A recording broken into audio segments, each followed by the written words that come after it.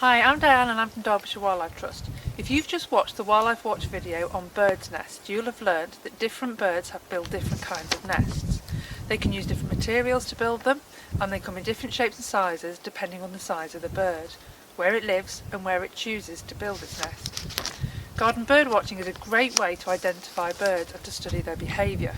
Gardens are really important places for birds, and you can make your garden, windowsill or outside space more attractive to birds by putting out food for them. Different birds are attracted to different foods depending on their adaptations, such as the size and shape of their beak. Birds also vary on where they prefer to find their food. Blackbirds and robins will avoid hanging food and prefer to eat off the floor, whereas sparrows, finches and tits prefer hanging feeders.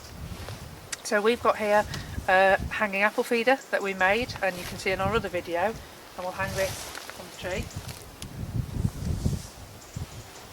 And I've also got some bird seed we'll put out.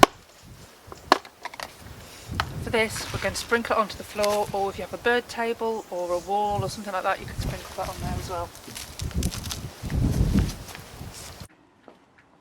The wider the range of food that you put out for birds, the more different birds you will attract. So why not make your own experiment? Try putting out different foods and seeing which birds like the things that you put out.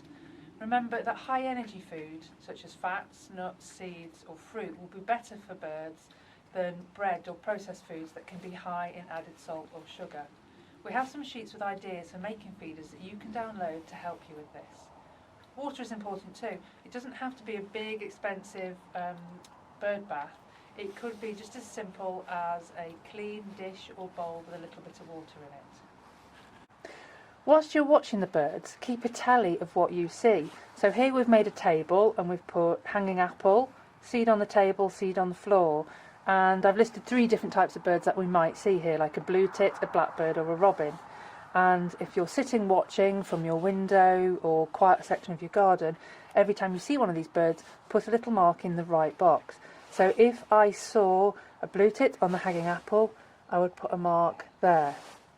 Then I might see a blackbird on the floor, put a mark here.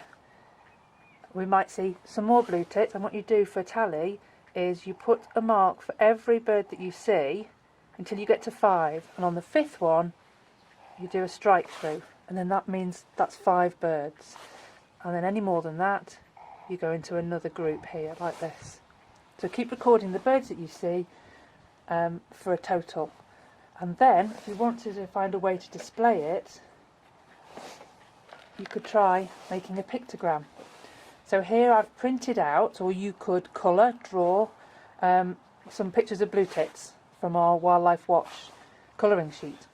And one picture represents 2 birds. So if I saw 2 blue tits on the table, I would put 1 bird there.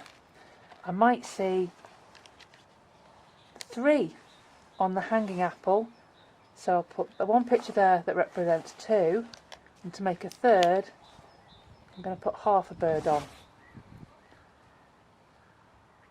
If you're older, you could always have a go at making a bar chart or a pie chart in the information to show which food was the favourite in your garden.